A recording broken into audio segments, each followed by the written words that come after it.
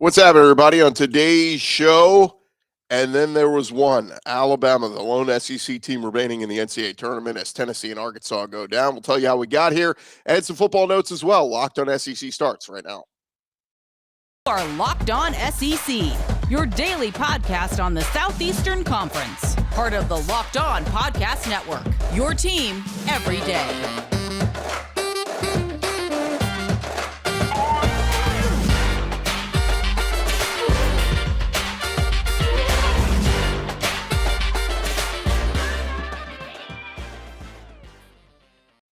And what is happening, everybody? Welcome into Locked On SEC. It's great to have you guys along. This episode is brought to you by FanDuel Sportsbook, official sportsbook of Locked On. Make every moment more. Visit FanDuel.com/Locked On today to get started. I'm Chris Gordy. Thanks for making Locked On SEC your first listen every day. Remember, Locked On SEC is free and available on all platforms, including YouTube and at LockedOnSEC.com. Let's jump into it. Let's go around the conference. Boots out to the right. Takes the handoff. What a catch! Around the conference. And we start recapping the action from last night as the Arkansas Razorbacks fall to the UConn Huskies 88-65. Arkansas, they just got beat up by a much better UConn team. I was picking UConn to win this game earlier in the day. I expected it to be a little bit closer. It was just one that really got away from the Hogs. The UConn Huskies jumped out to a 17-point halftime lead. UConn shot 61% in the first half. They just dominated in the paint. They were pulling down tons of rebounds. And at the end of the game, Arkansas shot just 31% to UConn's 57%. The Hogs were out-rebounded 43-31. They were 5 of 16 from 3.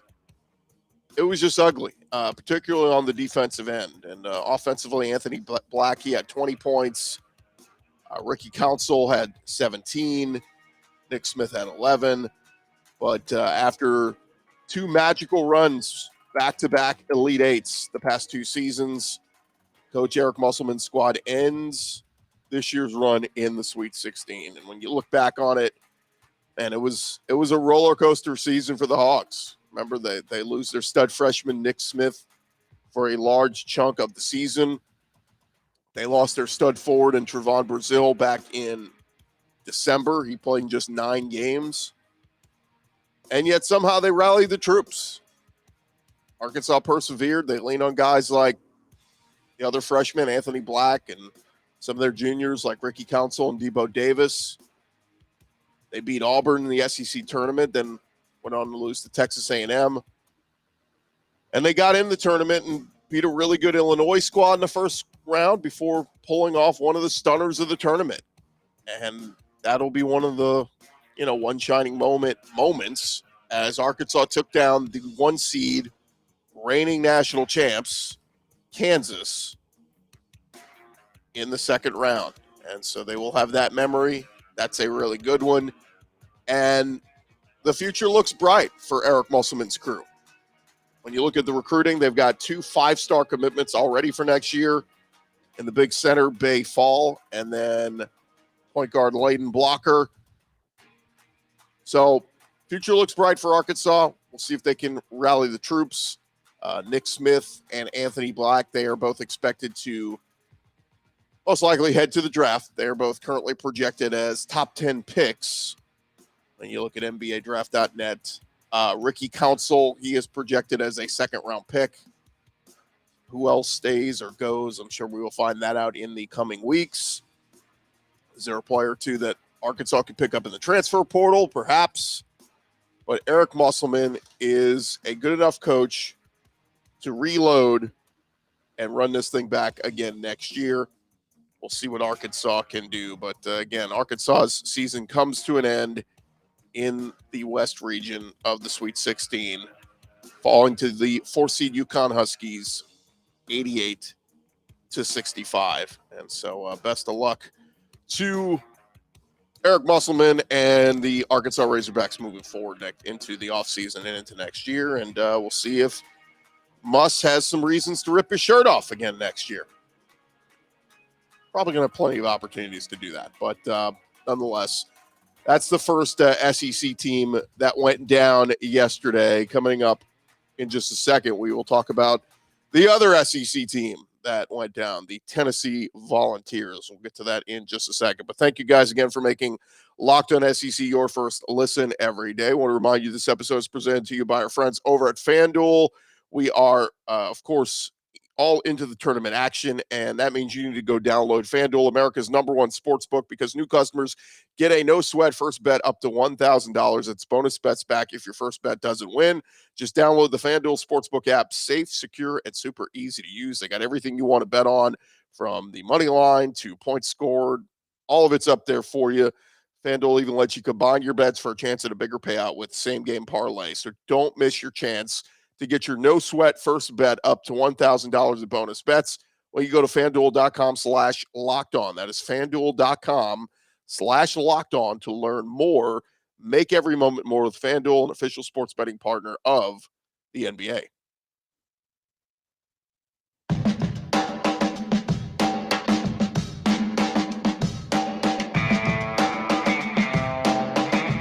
Going along here, Locked On SEC, and if you missed it, of course, we appreciate you making us your first listen every day. You go make your second listen. Check out our Locked On College Basketball podcast. Of course, those guys are breaking down all of the action across the college basketball landscape. But let's jump back into it as we talked about the first disappointment of last night, the Arkansas Razorbacks going down. How about the Tennessee Vols going down as they saw their season come to an end in the East region at the hands of the Florida Atlantic Owls, the 9-seeded Owls, as the Vols went down 62-55 late last night. The Vols offense was just really atrocious. They could not make a three to save their lives. On the game from the field, they shot just 33% to FAU's 42%. They were just 6 for 23 from deep. And they were looking for scorers. They were looking for somebody to step up. Josiah Jordan-James, I mean, he was the leading scorer among the starters with 10, and he didn't even get his 10th point until late in the game. Jonas Adu, he had 10 off the bench, but nobody else really stepped up scoring-wise. When you looked around and you said, man, okay, maybe Vescovi could step up. He was just 3 of 11. Now, just 3 for 9 from deep. And Olivier Camus, who was so good in that Duke game, dropping 27 points, having the game of his life. And this one, he was almost a non-factor. Had just 6 points and 4 rebounds. And even the Vols defense, I mean, it was so good down the stretch of the season and into the tournament.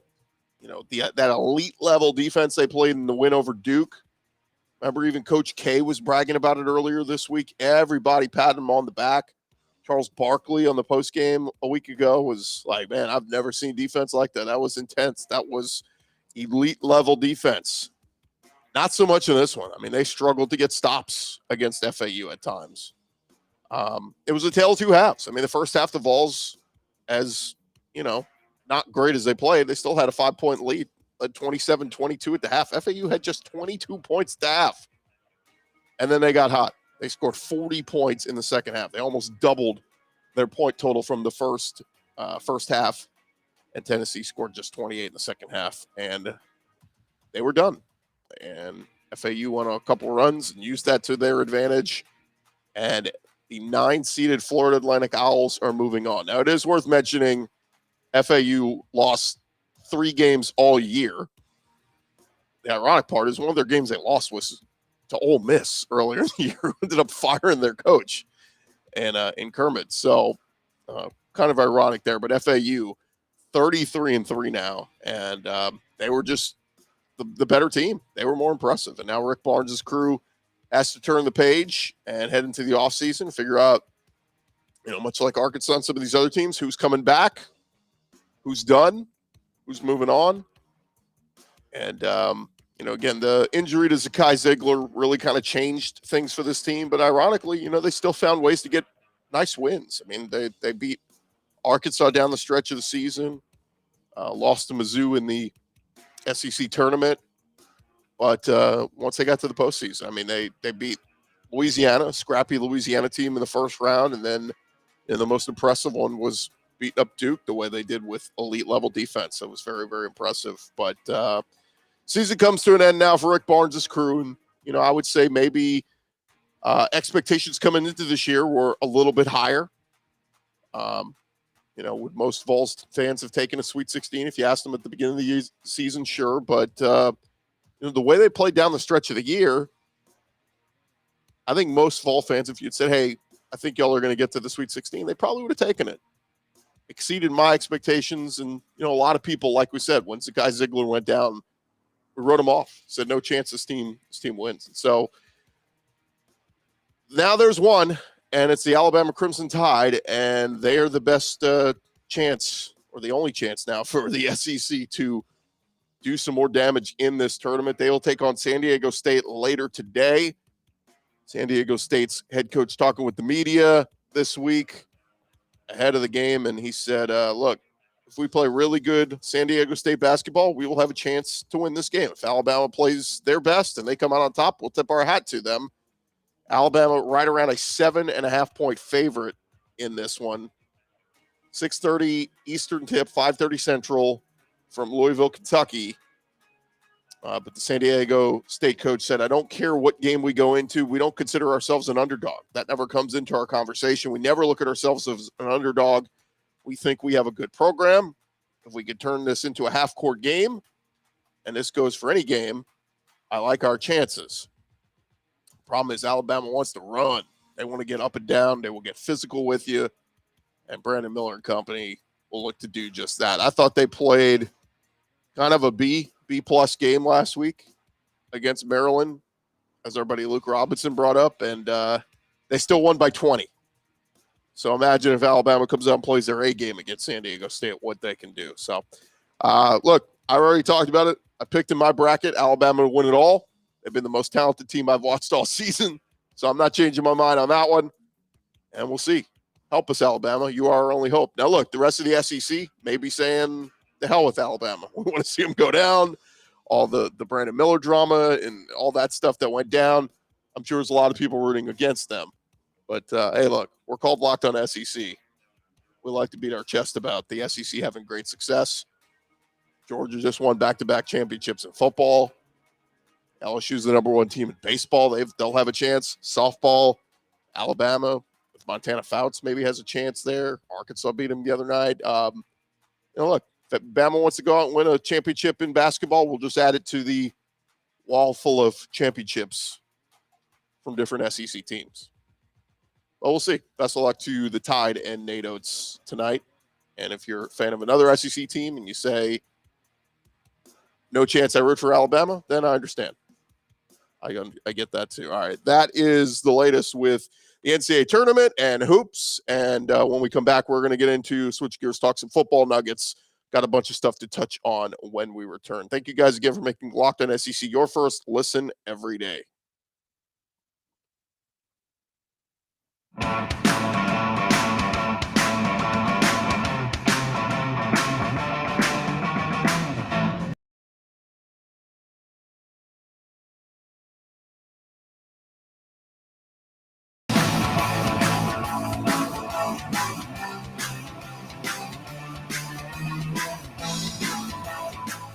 Continue on here, Locked On SEC, and we got to jump back into this as we got a lot of stuff to get into football-wise.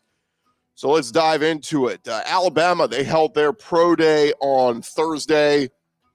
Bryce Young looked impressive, throwing the football, again, throwing it against air, but made all the throws. And Nick Saban, talking with the media, said he does not buy into the narrative that Bryce Young's size should be viewed as a negative. He did an interview with Jordan Rodgers on the SEC Network, and Saban was asked how important is size when it comes to quarterbacks. Saban said, I don't think size matters. I think you should ask the people that had to play against him the last couple of years to see if they think that affected his performance at all. I really don't.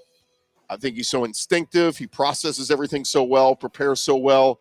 He's got quickness in the pocket. He plays the position like a point guard in basketball, and his production, consistency, and performance have been off the charts. those things will translate most of the time at the next level. So, ringing endorsement for Bryce Young from his head coach and Nick Saban.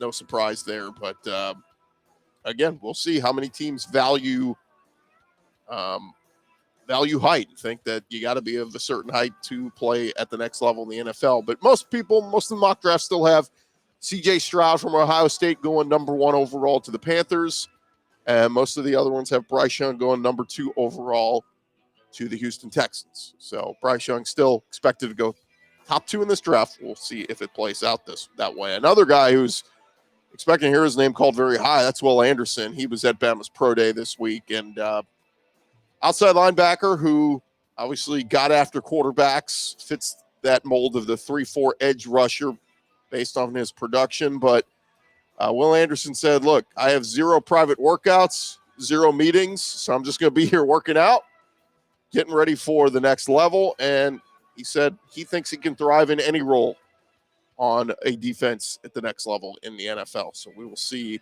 if any teams come to Will Anderson and try to schedule some private workouts. But got to think he won't fall out of the top 5, right? Just an elite level talent who wreaked havoc throughout the SEC these past 2 seasons. And expect Will Anderson to go top 5 along with his cohort in Bryce Young. All right, other SEC news over at Ole Miss. Obviously, all eyes are on their quarterback battle throughout this spring. And Greg McElroy talked about the Ole Miss quarterback competition on his Always College Football podcast. And the Rebels bringing back Jackson Dart, but also bringing in some transfers. Walker Howard, the 5-star from LSU, and Spencer Sanders, the All-Big 12 quarterback who had a really nice career there at Oklahoma State. Greg McElroy is predicting that Spencer Sanders is going to win the job. He said, quote, I would think the favorite right now based on potential, based on upside, based on the amount of reps he's actually gotten at the college level, I would think that Spencer Sanders, the transfer from Okie State, is the favorite to be the Ole Miss starter this year. He's a 4-year starter, first team All-Big 12. He's throwing for 1 million yards. He's probably still going to be the guy that I would expect to be under center for the Rebels next year. McElroy also acknowledged Jackson Dart, his experience playing for Ole Miss, and, of course, Walker Howard, former 5-star prospect. But Spencer Sanders last season at Okie State threw for over 2,600 yards, 17 touchdowns in 10 games, also rushed for close to 400 yards and 8 more scores on the ground. So, versatile guy. Ole Miss's spring game coming up in just about 3 weeks, April 15th. So, this thing still has a ways to go over the next couple of weeks. Over at Florida, they made it official with Billy Gonzalez, the veteran position coach, coming back to the Gators. 20-plus years of coaching experience, going to come coach up the wide receivers. Worked with notable wide receivers in the past like Kadarius Toney, Van Jefferson, Odell Beckham, Percy Harvin. Spent 2021 at FAU as their wide receivers coach. And he's going to come in and try to help Florida Gators get this offense going with whoever's at quarterback, Graham Mertz or whoever it is. We know who the quarterback is committed to them in the 2024 class. That is DJ Lagway. He joined 5-star wide receiver Jeremiah Smith this week on his visit to Gainesville. Lagway shared a photo of the two of them together in the Florida locker room wearing Gator gear during his visit. Smith is currently committed to Ohio State, but he's a Florida native. And the Gators brought Jeremiah Smith on campus this week for a visit. And like we said, the quarterback commit, DJ Lagway, making sure he was there to try to convince Jeremiah Smith to flip his commitment and try to come to Florida. We'll see if he can. Smith is the number 2 overall prospect in the 24/7 Sports Composite rankings. He's been committed to Ohio State since December. But again, Florida native. Gators already have 4 commitments in this class. We'll see if they can flip him. And one other Florida note, they went to the transfer portal this offseason to add some depth on that offensive line. One of the big pieces they got was Baylor offensive lineman Micah Mazuka. Well, after just a couple of spring practices, Mazuka says he is going to look to transfer elsewhere. He tweeted out Thursday he's entering the transfer portal. Thanked Billy Napier for the opportunity in Gainesville. He's entering year 4 of his college career. Was among the Big 12's best guards last season at Baylor. He chose Florida over the likes of Nebraska and Auburn that were on his finalist list in January. So we'll see if either of those schools play into where he will end up next. Over at Kentucky, Mark Stoops losing one of his defensive backs as Vito Tisdale was dismissed from the program this week. They issued a statement saying Vito Tisdale has been dismissed from the team for a violation of team rules. We have no additional comment on the matter. He's a former four-star recruit from 2020. Hails from the Bowling Green area. He was set to play a big role this year in that secondary for Kentucky. Missed the entire 2022 season with a knee injury, suffered in spring football. But coming into the spring period, Stoops said Tisdale was cleared to fully practice. Back in 2021, he was involved in a frat house skirmish. He was later cited for marijuana possession. He's played mainly at safety, but like we said, was expected to play corner for Kentucky. And his career is now ended in Lexington. He is dismissed. And one more note, over at Mizzou, they are adding a seasoned veteran to their coaching staff. Longtime defensive coach David Blackwell is going to be added as a defensive consultant at Mizzou. Head coach Eli Drinkwitz announced this week Blackwell will work alongside the coaching staff, but will not coach a specific position. Blackwell spent 3 decades coaching across the college realm, had some stops at Illinois State, Pitt, Clemson, South Florida, among others. Most recently, he was Louisiana Tech's defensive coordinator under Skip Holtz. Eli Drinkwitz said David's coordinated and has been a part of some really good defenses over the years and will be a great sounding board for DC coach Blake Baker and our defensive staff. And there you have it. That is the latest football news going on around the conference. Thank you guys for making Locked On SEC your first listen every day. Make sure you go check out our brand new podcast, Locked On College Basketball.